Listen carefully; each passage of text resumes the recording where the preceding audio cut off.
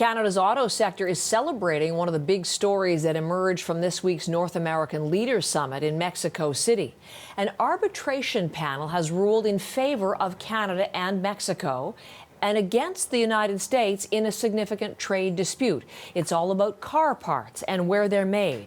Alex Panetta has written a very good analysis piece that you're going to want to read on our online site today. He's in our Washington bureau and giving us some time. Great to see you, Alex, on this again. Hi. Good morning. So in terms of this origin of the parts, give us the background, if you would, some of the background story to the dispute and the details of the deal as well.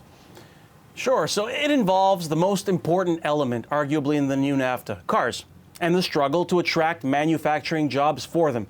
The new NAFTA, USMCA, CUSMA, whatever you want to call it, sets stricter rules. You want your car to avoid tariffs? Well, 3/4 of that car has to come from here in North America. This dispute was about how to calculate that. So let's go back a couple of years. The deal's already signed. In fact, it's already been in effect for a few weeks. And the United States stuns everybody by insisting on an unusually strict formula for calculating this. And let's break it down here. So, see my phone? Let's say this is an auto part, and let's say 80% of the subcomponents, the pieces of this part, come from North America. 80%. That's great, right? So that means this little piece avoids a tariff.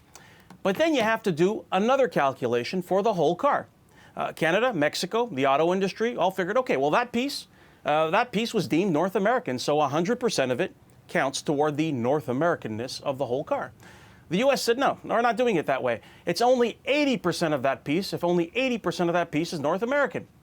And Mexico was flabbergasted. It sued. Canada joined the suit. Car companies cheered them on. They called this formula absurdly complicated, profit-killing, damaging to the continent's car industry. And it's not what countries agreed to. In this case, Canada submitted as evidence an email from the U.S. a couple of years ago showing that all three countries had agreed to the simpler formula. An international panel agreed that the United States broke the deal.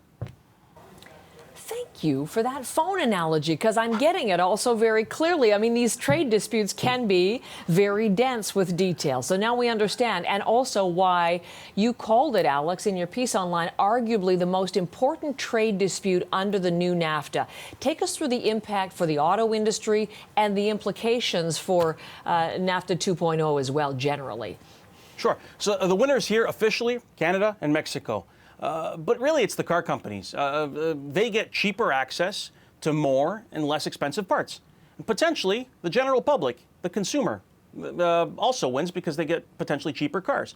The losers, potentially, are auto workers on this continent. See, the U.S. argued during this case that the rules Canada and Mexico were fighting for would mean 8 to, I think, 30 or 33% fewer North American parts in cars. Some pro-manufacturing groups blasted Canada, saying, why are you joining this case? This is not against the interests of the Canadian worker. But car companies say it's more complicated than that. They say if these regulations the U.S. wanted had been entrenched, they would have been too onerous, too expensive, and car companies would have just shifted production off the continent anyway and basically just paid a tariff. The tariff to bring a car into Canada is 2.5%. So companies might have just said, to heck with this, we're not going to be dealing with all these rules. We're going abroad and paying the tariff. And then the trade agreement becomes worthless. So now let's watch the U.S. reaction here. The U.S. hadn't said much, yes. And this case is a big test. And will the dispute system at the core of the new NAFTA, will it be respected? Will this deal work? And this case is the biggest test of that so far. We talked about how there were 17 disputes since this deal has been signed. So one settled, and as you say, the precedent for what happens from here. Alex, thank you. Always appreciate when you give us some time. And again, at CBCNews.ca, Alex's analysis is up for you this morning online on our front page today.